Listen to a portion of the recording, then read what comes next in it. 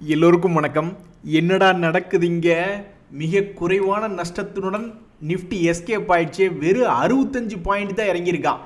யாரா அந்த பையன்? நான் தான் அந்த பையன் அப்படின்ற மாதிரி ட்ரம்ப் அவர்கள் போட்டிருந்த டேரிஃப் என்பதில் இந்தியாவுக்கு சில சாதகமான விஷயங்கள் நடந்திருக்கு. இதனால் என்ன ஆயிருக்குன்னு பார்த்தீங்கன்னா, உலகம் முழுவதும் ரத்தம் கக்கி கொண்டிருக்கிறார்கள். நிக்கி என்பது பார்த்தீங்கன்னா இதுக்கு முன்னாடியே ஒரு 4% கும்பா இண்டெக்ஸேவும், இன்னைக்கு ஒரு 3% கும்பா. சைனா சைடு வந்து ஹாங்காங்கெல்லாம் பார்த்தீங்கன்னாக்கா அவன் ஒரு 1.5% காலி. இதில் இன்னொரு மிகப்பெரிய கொண்டாட்டம், ட்ரம்ப்பே எதிர்பார்க்காது. அமெரிக்க டாலர் இண்டெக்ஸே 1.5% போட்டு தள்ளிட்டாங்க. இரியா, நீ கூட்டணி நாடுகளுக்கெல்லாம் நீ தொந்தரவு பண்ணுறியா? இரியா, உன்னையும் உன் டாலரை என்ன பண்ணுற பார் அப்படின்ற மாதிரி ஏதாவது நடந்துருமோ உலகத்தில் அப்படின்ற ஒரு பயத்தில் அமெரிக்க டாலர் இண்டெக்ஸையும் போட்டு தள்ளிட்டாங்க. உலகத்தில் இனி மிகப்பெரிய ஒரு மாற்றம் வருது அப்படின்னாக்கா யாரா காரணம் அப்படின்னா, நான் தான் அந்த பைய அப்படின்ற மாதிரி ட்ரம்ப் அவர்கள் முன்னாடி வந்து நிப்பாப்புல. எந்த ஒரு வரலாறு இன்னொரு 100 வருஷம் கழிச்சு எடுத்து பார்த்தாலும். நண்பர்கள், இந்த சமயத்தில் இந்தியா மேலே ஏன் பெருசாக பிரச்சனை இல்லை அப்படின்னு பார்த்தீங்கன்னா, இங்கே கூட பாருங்கள், ஒரு நண்பர் வந்து விலாவரியாக போட்டிருக்கார். இந்த மாதிரி எந்த நாட்டின் மேலே எவ்வளவு வரி விகிதம் அப்படின்னு. அப்போ சைனா மேலே ஒரு 34% வரி போகுதுன்னு வச்சுங்க. ஆனால் நம்மளோட இந்தியா அப்படின்றது மேலே வந்து உங்களுக்கு 26% அப்படின்ற மாதிரி வருதுன்னு வச்சுங்க. அப்போ அதுலேயே வந்து சைனா ப்ராடக்டை விட நம்மளுடைய ப்ராடக்ட் வந்து கிட்டத்தட்ட ஒரு 8% காம்படிஷன் கிடைச்சிருதுல. என்னங்க பெரிய நட்பு நாடு இஸ்ரேல் மேலேயே அவங்க போட்டு தள்ளியிருக்காங்க கிட்டத்தட்ட 17% என்னமோ. அப்போ நம்ம இந்தியா என்ன மோசமா? இந்தியாவில் கிட்டத்தட்ட 26, நம்மளுக்கு கிட்டத்தட்ட அப்படியே டேக்ஸ் அவங்க திருப்பி போடல. ரெசிப்ரோக்கல் டேரிஃப் அப்படின்றதுலேருந்து நம்மளுக்கு ஒரு டிஸ்கவுண்டட், இந்தியாவுக்காக ஒரு டிஸ்கவுண்டட் ரெசிப்ரோக்கல் டேரிஃப் போட்டிருக்காங்க. அது மட்டும் இல்லாமல் சில முக்கியமான ப்ராடக்ட்ஸுக்கெல்லாம் விலக்கு கொடுத்துருக்காங்க. ஒரு உதாரணத்துக்கு ஃபார்மா, அமெரிக்காவுக்கு அதிகமாக ஏற்றுமதி பண்ணுறது நம்ம ஆளுக்கு தான், இந்திய ஃபார்மா கம்பெனிஸ் தான். ஸோ அப்போ அவங்களுக்கெல்லாம் ரொம்பவுமே கொண்டாட்டமாகிடுச்சு. உங்களுக்கெல்லாம் மனசாட்சியே இல்லையா அப்படின்ற மாதிரி ஃபார்மா கம்பெனிகள் வந்து ட்ரம்ப் வந்ததுக்கப்புறம் இதே விஷயத்தை தான் பேசி டேரிஃப் அதிகமாக இருக்குன்னு சொல்லி பேசி கடைசியில் பார்த்தா ஃபார்மா வந்து தற்போதைக்கு அந்த டேரிஃப்லேருந்தே எஸ்கேப் ஆயிருக்கு. இதனால் என்ன இருக்குது அப்படின்னு பார்த்தீங்கன்னா, இன்றைக்கு மார்க்கெட்டில் மிக அதிகமாக வருமானம் அப்படின்றது பண்ணவன் இந்த ஃபார்மா கம்பெனிகள் தான். கிட்டத்தட்ட 2% அப்படின்றது ஏறி இருக்கான்.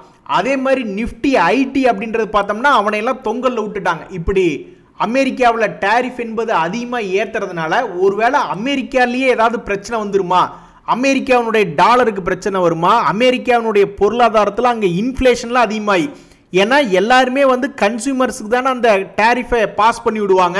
அப்போ அமெரிக்காவில் இன்ஃப்ளேஷன் அதிகமாகி க்ரோத் வளராமல் போயிடுமோ? இன்ஃப்ளேஷன் அதிகமாச்சுனாக்கா உடனே யூஎஸ் ஃபெட் வந்து அவனுடைய இன்ட்ரெஸ்ட் ரேட்டை வந்து என்ன பண்ணுவான்? ஏற்ற ஆரம்பிச்சிருவான். அதனால் பொருளாதாரத்தில் பணம் என்பது குறைவாயிரும். எல்லா கம்பெனிலுமே பட்ஜெட் அலோகேஷன் என்பது குறைவு பண்ணிடுவாங்க. அதனால் க்ரோத்து கன்சர்னால இன்னைக்கு ஐடி பங்குகள்லாம் பிடிச்சி அடி வெளுத்து விட்டுருக்காங்க. அதையெல்லாம் பார்த்தீங்கன்னா கண்ணில் தண்ணி வந்துடும்.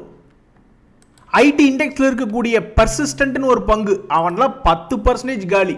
அதுக்கப்புறம் இந்த கோஃபோர்ஜி, எம்ஃபோசிஸ்னு ஏகப்பட்ட பேர் காலி. விப்ரோ ஒருத்தன் தான் கொஞ்சம் தப்பிச்சுக்கிட்டான். அவன் மட்டும் ஒரு 2.25% இறக்கும். மற்றவன்லாம் 5%, 9%, 10% அடி வெளுத்து விட்டுருக்காங்க. எது எப்படியோ நண்பர்களே, மற்றைய நாடுகளை கம்பேர் பண்ணல நம்ம இன்னைக்கு தப்பிச்சுக்கிட்டோம். ஆனால் நம்ம இது ஒன்று மட்டுமே நம்மளுக்கு விஷயம் கிடையாது.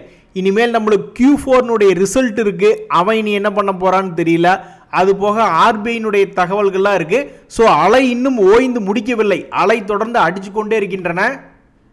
ஆஹா, நீங்கள் எவ்வளவு நல்லவர் அப்படின்ற மாதிரி இந்த டெக்ஸ்டைல் ஷேர்ஸ் எல்லாம் இன்றைக்கி தப்பிச்சிட்டாங்க நண்பர்களே ட்ரம்ப்பினுடைய பிரச்சனையிலிருந்து. அதனால் இந்த கேபிஆர் மில் ஒரு 6%, ட்ரைடன்ட் ஏறவே ஏறாமல் நீட்டிப்படுத்த ஒரு மலைப்பாம்பு அப்படின்னு நீங்கள் ஸ்டாக் மார்க்கெட்டில் சொன்னீங்கன்னாக்கா நீங்கள் இவனை தாராளமாக சொல்லலாம். ஏன்னா 40 ரூபாயிலிருந்து இறங்கிக்கிட்டே இப்போ 27 ரூபாயில் வந்து நீட்டிப்படுத்துந்தான். இன்றைக்கி ட்ரம்ப் அவர்கள் வந்து நான் தாண்டா கிங்கு அப்படின்ற மாதிரி இன்னைக்கு 7% ஒரு மலைப்பாம்பை தூக்கி நிறுத்த வச்சிருக்காருன்னா அவர் சாதாரண ஆளே கிடையாது. அதே மாதிரி இந்த வர்தமான் டெக்ஸ்டைல்ஸ் அந்த மலைப்பாம்பை 16% தூக்கி நிறுத்திட்டார் ட்ரம்ப். இவனும் சமீபத்தில் ரொம்பவுமே மோசமான நிலைமையில் 52 வீக் லோவில் இருந்தவன் தான். அதுதாங்க நண்பர்களே, யாருக்கு எப்போ ஒரு அதிர்ஷ்டம் அடிக்கும்னே தெரியாது. இந்த வர்தமான் டெக்ஸ்டைல்லாம் இன்னைக்கு இப்படி 17% ஏறுவான்னு யாராவது கனவுல கண்டிருப்பாங்களா? வாவ், வாட் அ பியூட்டிஃபுல் அப்படின்ற மாதிரி இன்னைக்கு மேல் நோக்கி ஏறக்கூடிய சில பங்குகளுக்கு காரணம் ட்ரம்ப் அவர்கள் தான். அதே மாதிரி ஐடி பங்கு வச்சிருக்கிறவங்க கண்டபடி பேசிட்டு இருப்பாங்க. அது யாருன்னு கேட்டா அதுவும் ட்ரம்ப் தான். ஸோ எது எப்படியோ இன்னைக்கு சில மகிழ்ச்சிகள் இருக்கு. இந்தியா தப்பிச்சதே பெரிய சந்தோஷமா இருக்கு. இந்த சமயத்தில் நீங்க சந்தோஷப்படாதீங்க அப்படின்ற மாதிரி எஃப்ஐஎஸ் தொடர்ந்து 3வது நாட்களாக வித்துக்கிட்டு இருக்காங்க. அதுல ஒன்றும் பெருசா அடிப்படையா மாறல. இடையில ஒரு 10,000 கோடி பணத்தை போட்டாங்க. அதுக்கப்புறம் இப்போ மறுபடியும் தொடர்ந்து போட்ட பணத்தை விட அதிகமாக வித்துக்கிட்டு இருக்காங்க. இதைத்தான் அவங்க 6 மாசமா பண்ணிக்கிட்டு இருக்காங்க. இருந்தாலும் நம்முடைய ஸ்டாக் மார்க்கெட் ஒரு மாதிரி அப்பப்போ சிறிய இன்பம் கொடுத்துக்கிட்டு தான் இருக்கான். எது எப்படியோ இப்போதைக்கு அது பெரிய பிரச்சனை இல்லை அப்படின்ற மாதிரி தான் இருக்கு. நல்ல வேலை, நல்ல காரியம் பண்ணீங்கப்பா அப்படின்ற மாதிரி இந்த பஞ்சாப் அண்ட் சிங் பேங்க் மிகப்பெரிய அளவில் வீழ்ச்சி அடைஞ்சிக்கிட்டே இருந்தது. அது 20% லோயர் ஃபீஸ் இருந்தால் தானே நீங்கள் போட்டு எங்களை அடிப்பீங்க அப்படின்ற மாதிரி எக்ஸ்சேஞ்சில் அதை 10% மாற்றி விட்டுட்டாங்க. நண்பர்களே, இந்த யுனைடெட் ஸ்பிரிட்ஸ் அப்படின்ற பங்கு 4 ரூபாய் டிவிடெண்ட் தருகிறது என்று அந்த 4 ரூபாய்க்கோசரம் 10 ரூபாயா கரெக்ஷன் ஆயிருக்கு இந்த யுனைடெட் ஸ்பிரிட்ஸ். ஏற்கனவே இந்த M&M ஃபினான்ஸ் பற்றி அவங்க ஷேர் ஹோல்டர்ஸ் என்ன நினச்சிக்கிட்டு இருக்காங்கன்னா ரொம்பவுமே அங்கலாப்பு பண்ணிக்கிட்டு இருக்காங்க. நீ இப்படியே ஆடிக்கிட்டு இருந்தீனாக்கா வரலாற்றில் நீ சரியான ஒரு வெட்டுக்கிளின்னு இடம் பெற்றுவ, நீ எப்போ ட்ரெண்டிங் கிளியாகி மேலே பறக்கிறது அப்படின்ற மாதிரி பார்த்துக்கிட்டு இருக்காங்க. அவங்களுக்கு தகுந்த மாதிரி கிட்டத்தட்ட 4-5 மாதங்களாகவே ஒரு குறிப்பிட்ட பேட்டர்னுக்குள்ளேயே ஆடிக்கிட்டு இருக்காங்க இந்த M&M. இதில் இன்னைக்கு இந்த M&M பற்றி ஒரு தகவல் ஒன்று வந்திருக்கு. அது ரொம்ப சுமாரான தகவலாக தான் வந்திருக்கு. இயர் ஆன் இயர் growth என்பது வெறும் 1% வந்துள்ளது.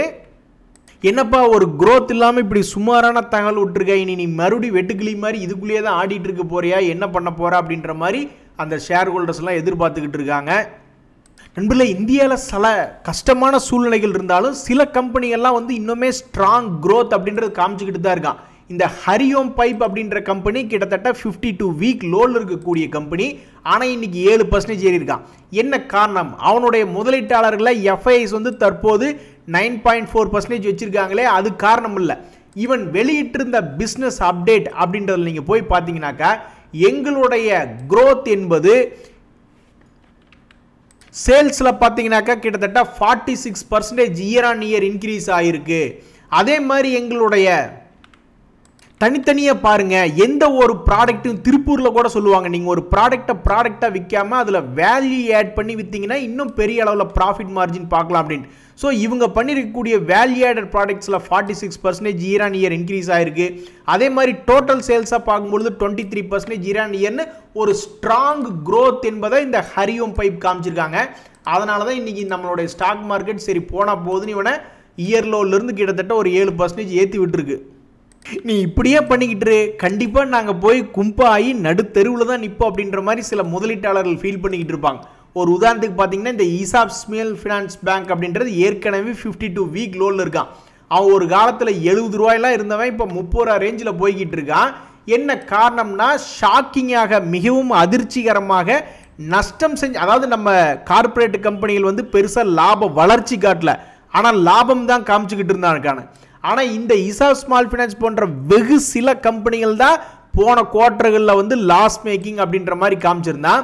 ஸோ அப்படி இருக்க நிலைமையில் இந்த இசாப் ஸ்மால் ஃபினான்ஸ் பேங்க் மறுபடியும் என்ன பண்ணியிருக்கான் அப்படின்னு பார்த்தீங்கன்னாக்கா அவனுடைய குவார்ட்டர் ஆன் குவார்ட்டர் வளர்ச்சி என்பது அவனுடைய பிஸ்னஸ் அப்டேட்டில் மிக குறைவாக தான் கொடுத்துருக்கான். சரி, ஒன்றுமே இல்லாததுக்கு இதையாவது கொடுத்தியே, கொஞ்சோண்டு வளர்ச்சியாவது கொடுத்தியே அப்படின்ற மாதிரி பாவம் அந்த ஷேர் ஹோல்டர்ஸ் நினச்சிக்கிட்டு இருப்பாங்க. இவங்க இப்படியே பண்ணிக்கிட்டு இருந்தால் நம்ம மார்க்கெட்டு விளங்கிடும் நண்பர்களே. நேற்று தான் இந்த பாரத் எலக்ட்ரானிக்ஸ் ஒரு நல்ல அருமையான அப்டேட் கொடுத்துருந்தான். ஆனால் பத்தலான்னு சொல்லி நேற்று மார்க்கெட்டில் 3.5% இறக்கி விட்டாங்க. இன்னைக்கு மறுபடியும் ஒரு தகவல் வந்திருக்கு, அதுக்கு பிடிச்சி ஏற்றி விட்டாங்க. இப்படியே பண்ணிக்கிட்டு இருந்தாக்க எல்லாரும் குழம்பி போயிடுவாங்க. அதாவது இப்போ 593 கோடிக்கு ஒரு ஆர்டர் கிடைச்சிருக்கு அப்படின்ற பிஎல் ஒரு தகவல் இன்னைக்கு வெளியிட்டோன்னே அவன் பாட்டுக்கு இன்னைக்கு பாசிட்டிவ் மொமெண்டமில் ட்ரேட் ஆகிட்டு இருக்கான். இந்த ஹிந்து ஜிங்க் அப்படின்ற கம்பெனி அவனுடைய பிஸ்னஸ் அப்டேட் வெளியிட்டு இருந்தப்போ ரொம்பவுமே சுமாரான அப்டேட் தான் அவன் வெளியிட்டு இருந்தான். இதனால் என்ன இருந்ததுன்னு பார்த்தீங்கன்னா காலையில் இன்ஃபேக்ட் நெகட்டிவ்லேயே இருந்த பங்கு தான் இந்த ஹிந்துஸ்தான் ஜிங்க். இவன் கரண்ட் லெவலில் பார்த்தீங்கன்னாக்கா கிட்டத்தட்ட ஒரு வருஷத்தினுடைய லோவில் இருக்கிறவன் தான் இந்த ஹிந்து ஜிங்க். அப்படி இருக்கக்கூடிய பங்கு இன்னைக்கு பிஸ்னஸ் அப்டேட் விட்டதுக்கப்புறம் பெருசாக மார்க்கெட் அவனை செலிப்ரேட் பண்ணல. ப்ளஸில் வச்சிருக்கிறதே பெரிய விஷயம் அப்படின்ற மாதிரி காலையில் மைனஸில் இருந்தவனை தூக்கிட்டு வந்து ப்ளஸில் நிறுத்தியிருக்காங்க அவனுடைய பிஸ்னஸ் அப்டேட் வெளியே வந்ததுக்கப்புறம். ரொம்ப சந்தோஷங்க. கிர்லோஸ்கர் ஆயில் இன்ஜின்ஸ் அப்படின்னு அந்த ஷேரை வச்சிருக்கக்கூடிய ஷேர் ஹோல்டர்ஸ்லாம் மகிழ்ச்சி அடைவாங்க. ஏன் அப்படின்னா அவங்களுக்கு ஒரு ஆர்டர் கிடைச்சிருக்கு 6 மெகாவாட் மெரைன் டீசல் இன்ஜினுக்கு அப்படின்ற மாதிரி ஒரு தகவல் வெளியே வந்தோன்னே அவன்லாம் காலையில் கிட்டத்தட்ட 7% ப்ளஸில் இருந்தான். இப்போவும் ஒன்றும் மோசம் இல்லை, +3% அப்படின்ற மாதிரி ட்ரேட் ஆகிக்கிட்டு இருக்கு. ஸோ இன்னைக்கு இந்த கிர்லோஸ்கர் ஆயில் என்ஜின்ஸ் இப்படி மேலே ஏறி கீழே இறங்கி ஒரு ஃப்ளக்சுவேட்டாக இருக்கான்னா அதுக்கு மிக முக்கியமான காரணம் இந்த சந்தோஷமான ஒரு ஆர்டர் கிடைச்ச நிகழ்வு தான். நண்பர்களே, மிக மிக முக்கியமான ஒரு தகவல் ஒன்று கொண்டு வந்திருக்கேன், என்னன்னு கேளுங்க. அதாவது பிராண்டுக்கு என்ன வேல்யூ இருக்குது, பிராண்ட் வேல்யூ என்ன, ட்ரேட்மார்க் என்ன அப்படின்ற மாதிரிலாம் நம்ம பேசிக்கிட்டு இருப்போம். அது வந்து பேலன்ஸ் ஷீட்டில் கூட எங்காவது ஒரு இடத்துல காமிச்சிக்கிட்டு இருப்பாங்க இந்த பிராண்டுக்கு என்ன வேல்யூ அப்படின்ற மாதிரிலாம்.